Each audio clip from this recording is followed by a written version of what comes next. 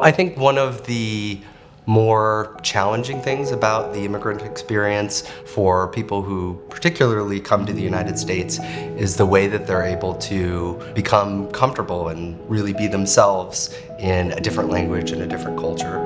This is something that I've experienced living in different countries, and that moment where you're able to really feel comfortable and feel that you're yourself, really think is a kind of a magical moment. My name is Sam Stoddard. I'm one of the co-founders and the CEO at SimpleCitizen. About 7 years ago, I started SimpleCitizen with my co-founders, and this is our story. When I was younger, I loved spending time with friends. We would dress up in different costumes. I loved to make movies. One of my passions is film, and even when I was a very young kid, the moment I got my hands on a camera, I was already writing scripts and storyboarding and recruiting the kids in the neighborhood to star in my productions. I've always had a flair for the dramatic and bringing people together, trying to execute a vision.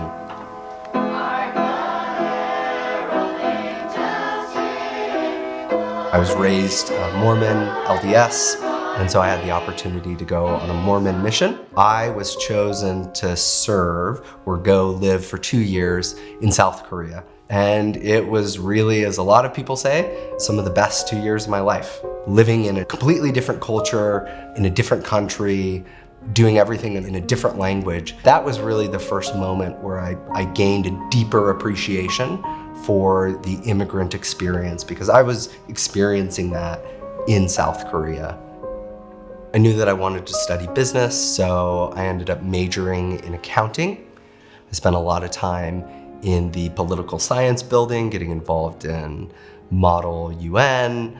During that experience, I met Unju Yoon, who eventually we dated for a number of years, and then we got married. I figured that because I was a citizen, she would just automatically become a citizen. I hadn't really thought at all about immigration or green cards or what that process would look like. We were able to attend some event that was put on by a local immigration lawyer, and we learned that, in fact, there was a huge process, a whole lot of paperwork involved in her applying for green card, and it was pretty overwhelming.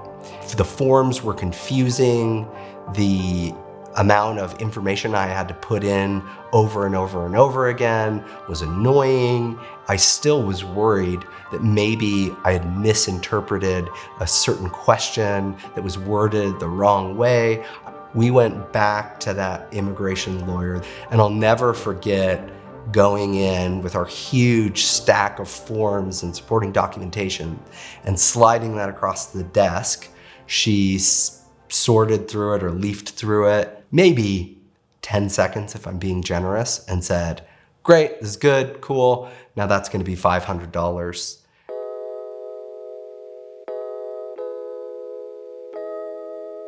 That frustration was really the light bulb moment where I started to wonder, are there other people like us who it's relatively straightforward? We just want a little bit of peace of mind. I had always wanted to, at some point, start my own business, start my own company. My nephew, Brady, who's very close in age to me, we grew up together.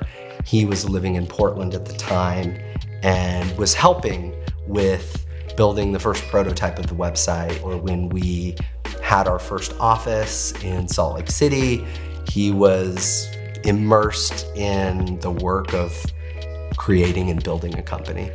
We originally were introduced to Ide, and she was going to be essentially an intern. And so she was going to design and translate a bunch of stuff into Spanish.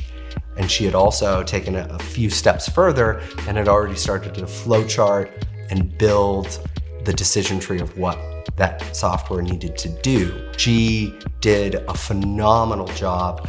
It was obvious that she was so much more than just an intern and a translator, and we realized, wow, we just found our CTO. I, early on, had sent out many emails to every single lawyer in the state of Utah who practiced immigration law. They were not excited. They thought it was a bad idea. The day comes where we finally launch publicly our product. It was a really exciting day. All these people signing up as customers to use our software. Amid all of that excitement, I got forwarded an email from a network of immigration lawyers who, needless to say, were not excited about the launch, about our product, or about us. And it was so interesting to read through their comments and to see them get as worked up as they were. That was a huge signal that we were on to something and we were doing the right thing. IDAY was featured on the cover of the American Bar Association journal. We went from that experience that I had with the attorney that Unju and I sat down with to pitching to all of these lawyers who brushed us off, to finally really having a seat at the table in the community, the gatekeepers of immigration and immigration law. This last time when we spent about a month in Korea, there was a moment where we were all gathered for dinner and we were sitting on the floor.